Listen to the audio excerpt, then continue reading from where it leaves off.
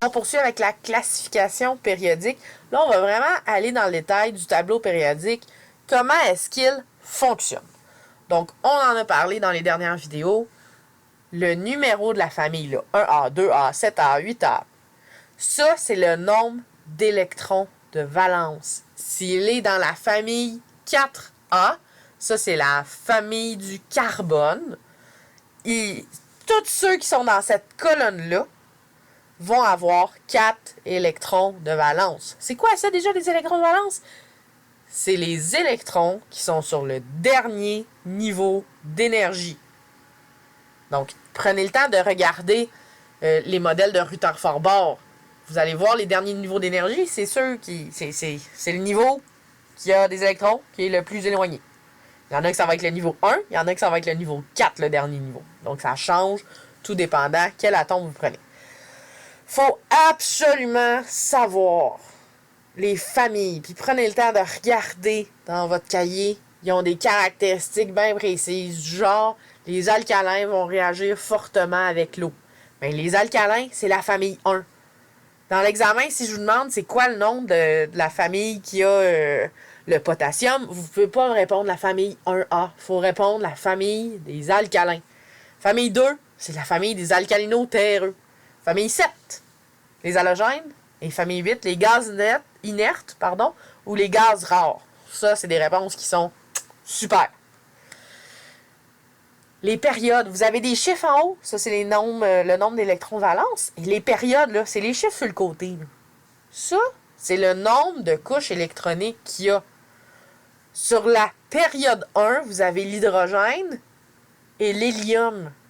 Mais eux, c'est les deux seuls qui ont juste des électrons sur une couche électronique. Fait que c'est pour ça qu'ils sont sur la ligne 1.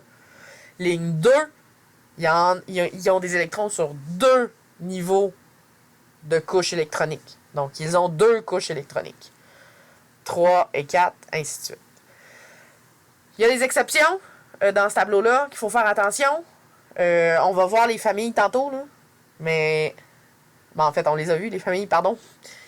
Mais l'hydrogène, il est tout seul. On ne le considère pas dans aucune famille. Et l'hélium, il est dans la colonne 8A, dans la famille des gaz inertes.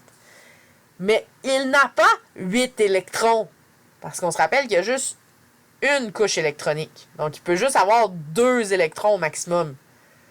Fait qu'oubliez pas que c'est une attrape qui peut se faire très facilement de dire « Ah, combien d'électrons de valence il y a, l'hélium? » Il y en a 2. Il peut pas en avoir 8, même s'il est dans la famille 8. Les autres, là, en dessous, là, eux autres vont en avoir 8.